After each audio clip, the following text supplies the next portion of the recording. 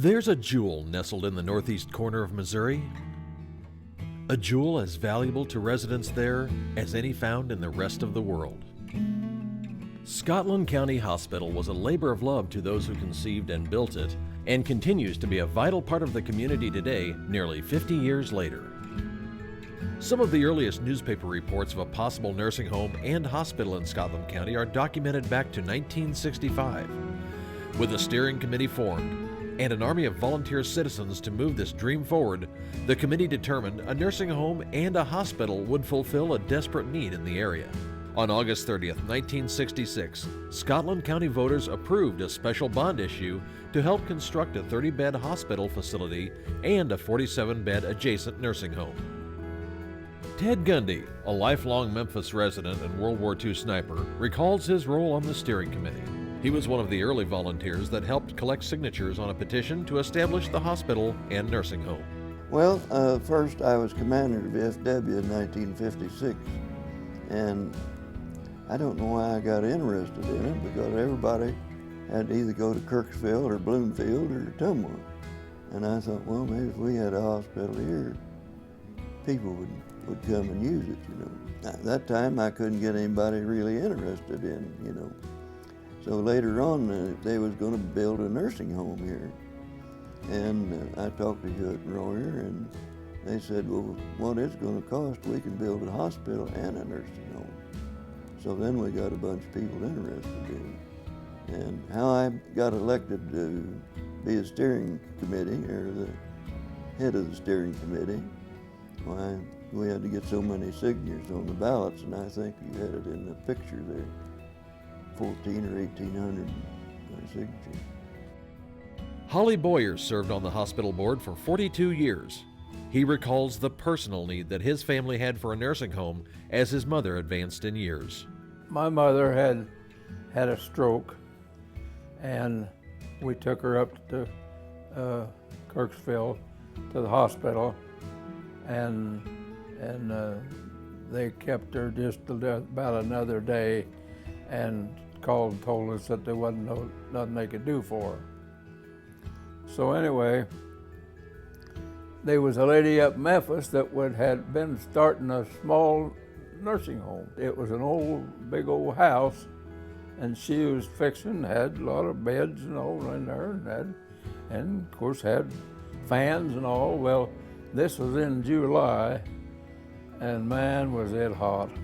It didn't happen. She over about 2 or 3 weeks, and she passed away. So I thought, there's got to be something better than this.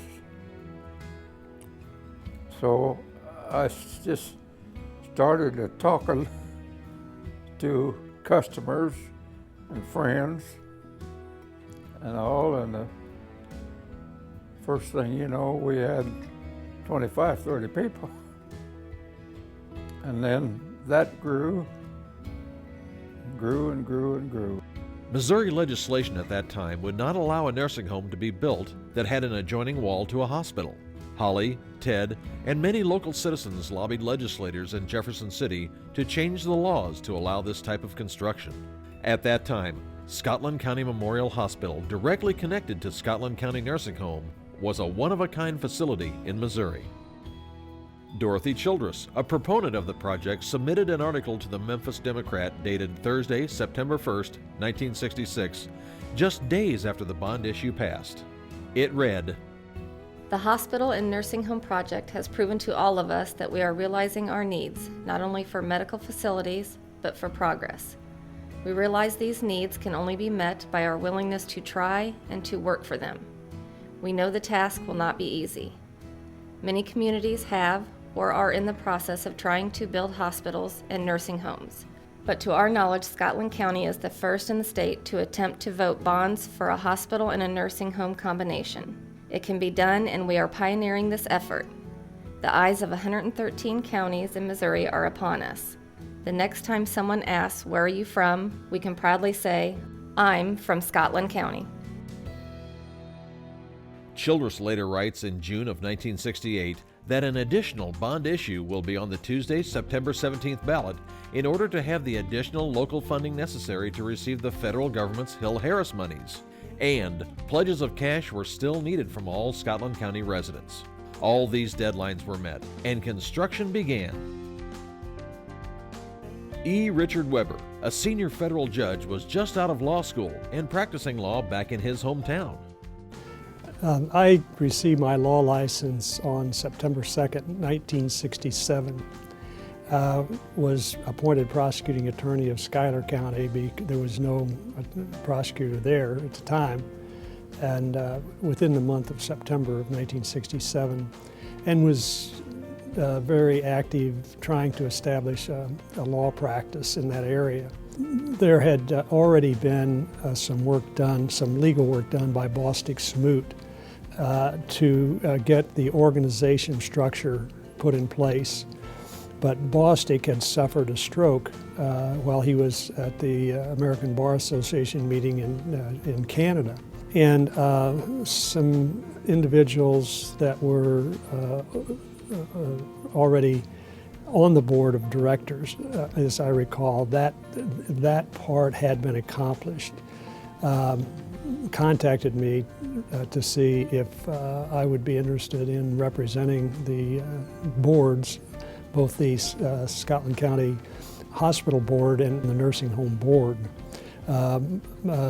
So I was contacted and, of course, was eager to establish a law practice, and it was a very good opportunity for me to be associated with the effort, because at that time there were no buildings. It was just a bare lot. We had a lot of meetings, not monthly meetings, sometimes several meetings during the week, because there was a lot going on. We had to make plans for to work out details with the architects, with the builder, and really get ready to establish the facility on that real estate. And also there were a lot of issues on building exactly what it was that we needed, could afford, and so forth. One of the interesting ones at the time, the hospital and nursing home could not be connected. There had to be some amount of separation between the two. It was prohibited by the rules for that to happen. And we did a lot of lobbying, and it was the only one in the state that had a connection so that you could actually walk through a door and get from one facility to the other. The Scotland County Nursing Home opened its doors on July 6, 1970, while the Scotland County Memorial Hospital opened its doors just 2 weeks later at 8 a.m. on Monday, July 20th. The very next day, the first baby arrived at 9:42 a.m., a little girl, the daughter of Mr. and Mrs. Kent DeVolt. Holly talks about the very beginning, when they opened the doors. When it started, it was pretty slim. I mean, we didn't have no experience. Never did I dream that we'd have anything like this. And it was just because a lot of it, you were in the right place at the right time. The citizens of Scotland County may have been determined to get these facilities built, but recruiting doctors to work at the hospital in Memphis has never been easy. In fact, when Marcia Dial assumed the role of CEO in the late 80s, she said, "The medical staff consisted of two very well-liked family practice doctors that worked too many hours to have much of a personal life." Judge Weber recalled some of the recruiting efforts throughout the years. There were a lot of issues with personnel. It was a lot harder then because doctors, some were willing to come, but their spouses were unwilling to come. I sense from what I read in the paper and from what I know from friends all the time that recruiting is a lot easier than it was then. It was a continual problem trying to make sure that the hospital was properly staffed. a lot of the real strength in staffing came from local individuals, nurses in particular, who trained and came back and served so faithfully there. As physicians and qualified staff were recruited, a reputation was built, and citizens from around the area trusted their health care to the staff at Scotland County Hospital. Numerous construction projects took place over the years, and the medical campus on the corners of Sigler Avenue and Watkins Street in Memphis grew.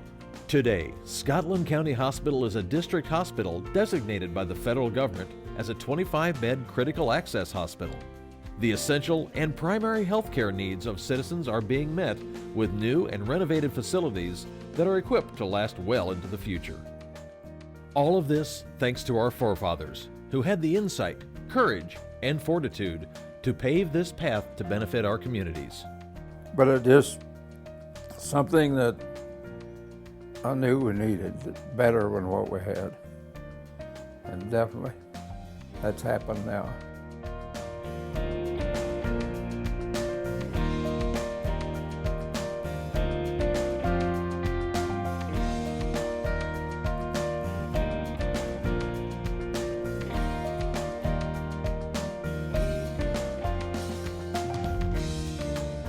Yeah, it was just certainly a blessing to the whole area.